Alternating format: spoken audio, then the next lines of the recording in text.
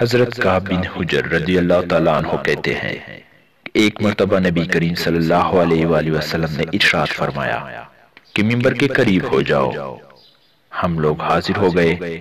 جب حضور صلی اللہ علیہ وآلہ وسلم نے منبر کے پہلے درجے پر قدم مبارک رکھا تو فرمایا آمین۔ جب دوسرے درجے پر قدم رکھا تو فرمایا آمین۔ جب تیسرے پر قدم رکھا تو پھر فرمایا آمین۔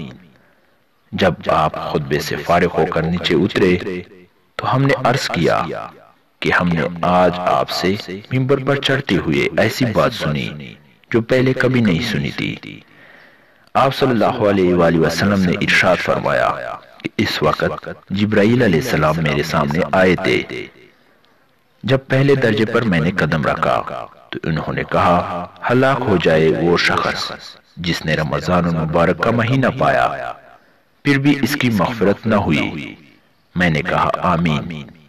پھر جب میں دوسرے درجے پر چڑھا تو انہوں نے کہا ہلاک ہو جائے وہ شخص جس کے سامنے آپ کا ذکر مبارک ہو اور وہ درود نہ بھیجے۔ میں نے کہا آمین۔ جب میں تیسرے درجے پر چڑھا تو انہوں نے کہا ہلاک ہو جائے وہ شخص جس کے سامنے اس کے والدین یا ان میں سے کوئی ایک بڑھاپے کو پاوے اور وہ اس کو جنت میں داخل نہ کرائے۔ میں نے کہا آمین۔ اس حدیث میں حضرت جبرائیل علیہ السلام نے 3 بددعائیں دی اور حضور اقدس صلی اللہ علیہ وآلہ وسلم نے ان تینوں پر آمین فرمایا۔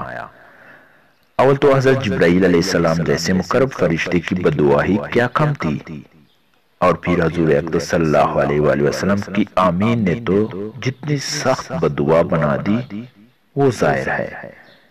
اللہ ہی اپنے فضل سے ہم لوگوں کو ان تینوں چیزوں سے بچنے کی توفیق عطا فرمائے اور ان برائیوں سے محفوظ رکھیں، ورنہ ہلاکت میں کیا تردد ہے۔